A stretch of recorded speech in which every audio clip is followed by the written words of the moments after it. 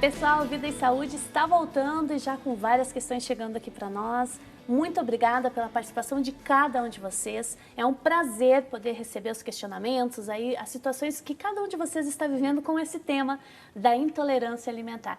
Olha, você pode continuar ligando, escrevendo, não tem problema nenhum. Aquilo que não der tempo, que for por e-mail, o médico diz que vai dar um retorno para vocês. O Dr. Edson, nosso especialista, nutrólogo, é especialista da Unicamp, que está aqui hoje para prestar esse serviço de contribuição para cada um de nós, para nos ajudar a termos uma alimentação mais saudável. Doutor, chegaram várias questões falando da questão da hérnia de hiato.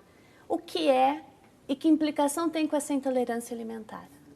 Então, a hérnia de hiato já é um problema do esfíncter, porque você tem o esôfago, depois tem o estômago e o intestino. Na junção do esôfago para o estômago, você tem uma válvula chamada cárdia, que segura, que ela serve para evitar que ocorra o refluxo. Okay. E na parte inferior do estômago tem o piloro, né? Então, existem duas possibilidades de hérnia. A primeira é quando o tubo digestivo ele sobe, né, e a hérnia fica acima do diafragma. Essa hérnia é chamada de deslizamento, né? Então dá muita queimação, dá muita azia. E a outra possibilidade é quando o esôfago fica no local, junto dessa válvula do cárdia, mas um pedaço dele sobe lateralmente, como se fosse uma herniação. Isso é chamado de hérnia por rolamento. E como ela sai daqui e encosta no coração, dá muito sintoma cardíaco. Olha. Né? Quando dá o sintoma gástrico, geralmente é a hérnia de hiato por deslizamento. É interessante fazer uma endoscopia para definir que tipo que você tem. Né? E o tratamento? O que é extremamente importante é comer várias vezes por dia, mastigar bem, né? E não comer muito à noite, porque as pessoas que comem muito à noite forçam o estômago para a parte superior e dá uma tendência a aumentar essa hérnia. Outra coisa que eu indico é levantar o pé da cabeceira da cama, para não ter o refluxo. Isso a gente faz com bebês, mas o adulto também pode? Dúvida. Agora, eu não indico travesseiro, eu indico colocar um calço no pé.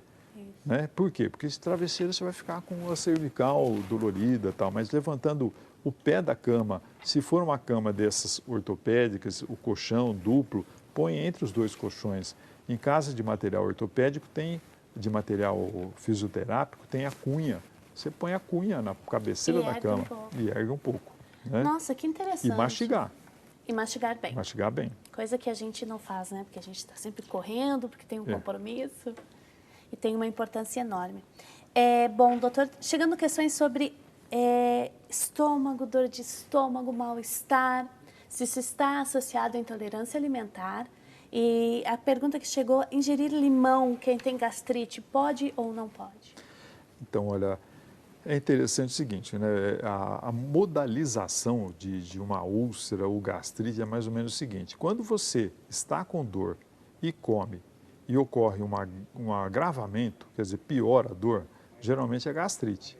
Quando você está com dor e come e melhora, geralmente é úlcera, né? Isso clinicamente falando. Então, o ideal seria fazer uma endoscopia para analisar. Muitas vezes se usa o inibidor da bomba de próton, seria o omeprazol, pantoprazol, rabeprazol, toda essa linha, né, de inibidores do ácido. O ácido some totalmente. Então, muitas vezes, ocorre a chamada gastrite alcalina, que é por falta de ácido, porque tirando o H do HCl, some o ácido. Então, a pessoa toma o limão e se sente melhor, come abacaxi e se sente melhor. Mas é sempre bom ter um gastroenterologista acompanhando. Então, se a pessoa já apresenta alguma dificuldade, tem alguma dor de estômago, às vezes tem uma sensação de estômago vazio que dói, tudo bem tomar algum, como o senhor falou recentemente, algum omeprazol, ou enfim, que ajuda? Dá para tomar sempre ou tem que ser controlado? Então, isso é sempre indicado pelo médico, né? O gastro que ele vai te indicar qual inibidor de bomba de próton que é indicado para você. Cada pessoa tem um que ele vai achar que é o melhor. É importante sempre ter um profissional acompanhando. Então, não basta saber que tem o problema e tomar quando quiser. Não. Muitas vezes a pessoa tomava, antigamente se tomava muito bicarbonato de sódio. Verdade. O bicarbonato tira com a mão, só que ele dá um efeito rebote. Posteriormente, depois que ele alcalinizou a acidez, vai aviso para o cérebro e o cérebro fala, não, o estômago está alcalinizado, tá básico. Então ele dá uma descarga de ácido. Então piora. Né? Não resolve. Não resolve, resolve momentaneamente. Questão do leite, doutor. Volta e meia a gente tem aqui, vai voltar, não tem problema não. O leite desnatado, semidesnatado, integral, o que é melhor? Olha, eu sempre fiz o seguinte, a indicação.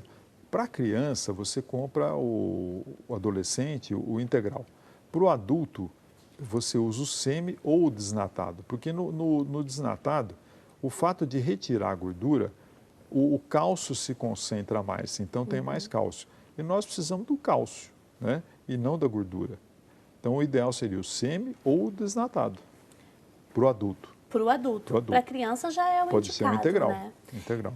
Doutor, chegou aqui por telefone a Marina Guimarães de Ouro Fino, Minas Gerais. Tem um colesterol alterado. Gostaria de saber se o leite integral provoca o surgimento de colesterol. Então, o ideal seria você usar o leite semi-desnatado ou desnatado. Agora, o leite, recentemente foi descoberto que ele tem uma substância que ajuda a diminuir o colesterol. O colesterol é interessante que ele é controlado também, 70% do colesterol é fabricado no fígado, 30% é o que vem da alimentação. E quando você ingere mais gordura do que o necessário, isso chama biofeedback, o fígado para de produzir o colesterol. Então, se você toma, por exemplo, o leite integral, ele vai um aviso e fala, não, para que tem bastante já, né? Chega. Só que se você mantiver isso, vai aumentar o colesterol. Então, toma o semi ou o desnatado. Entendi. A Cosma Ferreira Silveira, de Varginha, Minas Gerais, uma participação muito boa de Minas, obrigada, pessoal. Ela gostaria de saber se o leite em pó substitui o leite de caixinha. Olha, o leite em pó, ele é muito bom, porque inclusive os micro-organismos bons, porque quando fala de micro-organismos, você já pensa em doença. Tem micro-organismos bons, os lactobacilos são saudáveis, né? Ele ajuda a refazer a sua flora, ficar a flora só com bactérias boas. Então, você colocando o leite desnatado, ele foi desidratado. Você colocando água, ele vira um leite normal. Pode ser usado perfeitamente. E essa água sempre filtrada, fervida? Uma água de qualidade, né? Filtrada ou fervida. Muito bem. A Leonilda Gimboli, se não me engano, desculpa, Leonilda, do Ceará, ela fala o seguinte, a falta do leite provoca reumatismo? O reumatismo também é hereditário, né? Quando tem pai, mãe, avós, tios, todos com reumatismo, é uma coisa hereditária. Então, o leite, ele poderia fazer o quê? Se a pessoa não usar, ele pode levar a uma osteoporose, uma osteopenia pela falta do cálcio, né? Mas o reumatismo, ele não é adquirido por causa do leite ou por falta do leite, é genético. Agora, doutora, essa questão da intolerância alimentar, o senhor a todo tempo nos chamou a atenção para o cuidado com o nosso ritmo de vida e a nossa alimentação. Uma mudança muito repentina no padrão alimentar de uma pessoa causa intolerância? Olha, além de intolerância, causa uma série de doenças. Você pode ver o oriental que come corretamente, que come verdura, legumes, tudo em pequena quantidade. Quando ele vem para a região, por exemplo, Estados Unidos ou para outra região, saindo da terra dele, ele vai passar a ter as doenças que aquela população, por exemplo, americana tem. Ele pode adquirir obesidade, colesterol, triglicérides. Então, o erro alimentar, a nova adaptação do alimento, ele pode levar a consequências, né? Isso foi muito interessante num grupo indígena chamado Pina, nos Estados Unidos, no Texas. Eles eram caçadores, eles iam atrás de alimento, eram todos magros, tudo bem, né, saudáveis. De repente descobriram petróleo na terra deles, eles ficaram milionários. Aí todo mundo na rede, comendo muito, junk food, a comida lixo. Então, Sim. todos ficaram obesos. Então, mostra que realmente o hábito é o que causa o problema, né? Um mau hábito, né? Sem dúvida. Doutor, muitas pessoas perguntando aqui nas nossas redes essa questão da má digestão, gases, o alimento X me dá gases e tal. Como é que funciona isso? Como é que eu diferencio uma má digestão de uma intolerância alimentar? Então, a intolerância é a falta de uma enzima que o alimento não é um determinado alimento que não foi digerido, então ele passou a irritar a sua velocidade intestinal e provocar sintomas. Agora, existe a chamada dispepsia, que é uma ausência crônica ou uma ausência hereditária de determinadas enzimas. Isso dá para se detectar, dá para se repor, inclusive, né? E melhora. E pesquisar também se a pessoa não está comendo tão rápido que está engolindo ar, chama aerofagia. Ou mesmo quando fala, engole o ar. Isso também, às vezes você faz um raio-x, está uma bola de ar no intestino, no colo transverso, e a pessoa, você vê que ela está tão ansiosa que ela está engolindo ar. Isso acontece, né? Também durante qualquer alimentação. Voltando para as questões envolvendo leite. Quando eu tomo leite, sinto muita cólica. Alergia, é isso? Então, geralmente é intolerância. A alergia seria o quê? Coceira, espirra, bronquite, esse seria a alergia.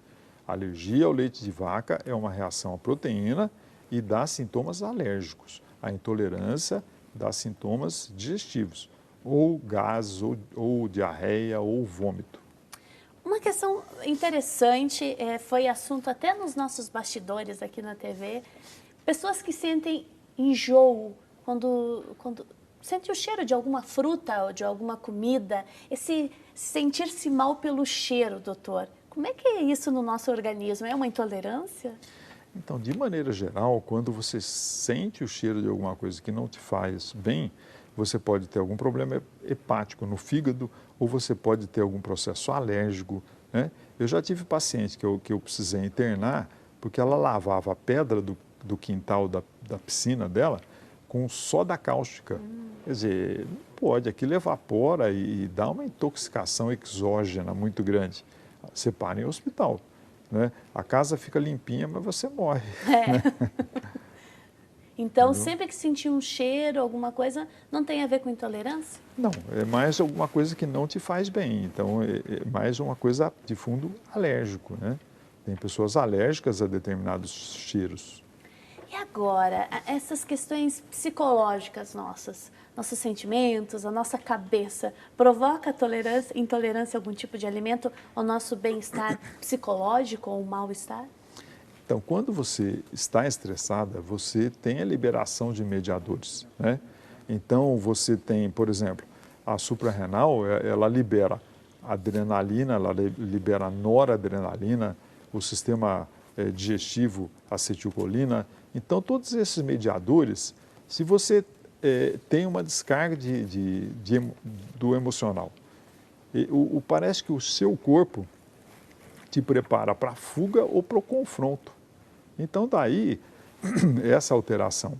Se você já tem um fator predisponente, você vai passar mal, né? Agrava. Quer dizer que aí o nosso afetivo psicológico também afeta. Né? Ah, com certeza. Muito bem, chegando várias questões. Gente, muito obrigada. Estamos fazendo de tudo para respondê-las. A Ivone Sanini, de Santa Catarina, fala que ela tem problemas linfáticos e elefantíase. Isso pode ser da gordura? Ela tem 48 anos e pesa 138 quilos. A elefantíase é um micro-organismo que fica alojado no linfático. Isso, não sei se usaram o termo elefantíase por ter essa alteração, mas é um micro-organismo que chama Wuchereria bancroft, que toma conta do linfático. Que nomezão, né? Mas isso é uma patologia específica, precisa ver se é isso ou se ela tem uma dificuldade do linfático. O que é vaso linfático? Você tem a artéria que leva o sangue, a veia que traz, e o linfático é aquele vaso que pega tudo que saiu da artéria e da veia e retorna para a circulação. Então, se você tem uma obstrução linfática, você pode ter um edema muito generalizado na perna, mas não que seja a elefantíase propriamente dita. De qualquer forma, estar acima do nosso peso Piora gera tudo, desconfortos, piora, né? com certeza. Gera outros problemas também, né? Chegou uma questão por telefone, tinha muito refluxo, tinha hérnia de hiato e agora eu me afogo muito comendo, principalmente quando ela está fazendo alguma refeição, a pessoa se afoga. O que é isso? É refluxo? Então, o que acontece é o seguinte, o refluxo gastroesofágico, se não for tratado, ele pode, o fato de subir, o esôfago não é preparado para receber o ácido. Quem tem o ácido deve se localizar só no estômago. Então, o estômago tem uma mucosa que resiste o ácido clorídrico. Se o ácido começa a subir muito para o esôfago, ele vai causar uma estenose, ele vai lesar esse esôfago. E aí fica com dificuldade de deglutição. Existem casos que é necessário colocar um balão para dilatar esse esôfago. Então, vai dar uma estenose de esôfago, ou estenose esofagiana. Seria interessante ter um contato com o gastroenterologista para ele acompanhar esse quadro. E quem tem refluxo, aquela dica que o senhor deu de erguer um pouquinho a cama ajuda? Ajuda. Erguer a cama, mastigar bastante, comer como um rei de manhã, o príncipe à tarde, mendigo à noite. À noite, pessoal, mendigo toma sopa, então tem que tomar sopa à noite. Uma sopinha sem requeijão, hein, gente? Sem creme de leite. Sem creme de leite. Se fizer um churrasco à noite, obviamente você vai ter pesadelo, vai passar mal. Não pode, né, pessoal? É muita coisa, né? Sem dúvida. Olha, vamos falar de uma questão que afeta muitas pessoas. E também tem muitas propagandas de alimentos e outros para combater, que é o intestino preso. Então, o nosso e-mail aqui, a pessoa fala que ela sofre muito. Esse intestino preso tem a ver com intolerância alimentar, doutor? Olha, hoje a minha língua está enrolada, né? Olha, o intestino preso, muitas vezes, é a falta de fibra, né? Então, tem que comer mais alimentos fibrosos. Que seriam? Né? Legumes, verduras e frutas. Vai chupar uma laranja, engole o bagaço, tomar bastante água. Tem gente que não toma água. A água seria 2 a 4 litros por dia. Usar os probióticos, né? No caso, por exemplo, tem iogurte que fala, se você não funcionar o intestino, ele se devolve o dinheiro. É falácia isso? É enganação? Não.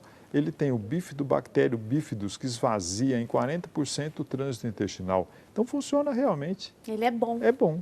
Então, o iogurte é muito bom. Tomar iogurte todos os dias, nos lanches, fazer o iogurte em casa. É isso que eu ia dizer, porque lá no sul, pelo menos, o pessoal tem muita tradição de fazer o iogurte em casa.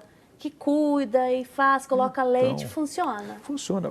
É muito simples. Você pega, por exemplo, um potinho de iogurte ou uma matriz que você tenha em pó, né? Deixa 1 litro de leite morno e joga, por exemplo, 1 ou 2 colheres de sopa desse iogurte no leite morno. Mexe, cobre, né? Se tiver frio, ou deixa numa caixinha de isopor, no dia seguinte você tem 1 litro de iogurte. Aí você vai usando, bate fruta, põe mel, vai utilizando. Se usar iogurte, comer fruta, tomar água, é muito difícil o intestino ficar preso. Olha só, bacana, doutora. Teve até uma receitinha para a gente fazer aí em casa. Então. Se você quiser ver essa receita, ouvir, aliás, novamente, vai estar no nosso portal disponível. É só você acessar rs21.com.br. Alergia a medicamentos. Pessoas que têm alergia a determinados medicamentos também vão ter em relação à comida ou não tem nada a ver? Então, olha, quando tem alergia a medicamento, tem que avisar o médico, tem que fazer uma relação do que faz mal, porque isso é extremamente perigoso, né? Se vai num pronto-socorro passando mal, existe um protocolo que vai ser aplicado nesse paciente, né? De repente, algum dos produtos ele não pode usar, se ele tomar, ele pode ter um choque anafilático. Então, quem tem alergia a medicamento, tem que fazer uma relaçãozinha, deixar no bolso e mostrar para o médico. E falar que tem alergia. Mas, doutor, o fato de ter essa alergia ao medicamento vai ter consequência na alimentação da pessoa? Ele pode ter alergia a medicamento e não ter alergia alimentar. Não tem a ver? Não, nada. Muito bem. Essa questão da descoberta que uma pessoa tem intolerância alimentar, necessariamente fará com que ela mude a sua rotina, os seus hábitos. Isso pode afetar na convivência com outras pessoas, porque ela vai numa confraternização, num local público, e ela não vai poder mais comer o que ela comia. Isso abala as pessoas emocionalmente?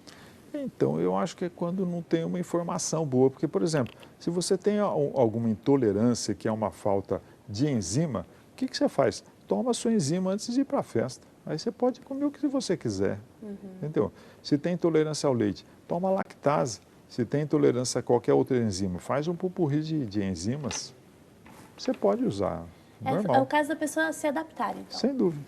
Pessoal, muito obrigada por todos os e-mails que estão chegando, todos os contatos de vocês. É uma alegria poder responder, poder colaborar, porque esse é o intuito desse programa. Nós vamos para um rápido intervalo e daqui a pouquinho nós estamos de volta. Até mais!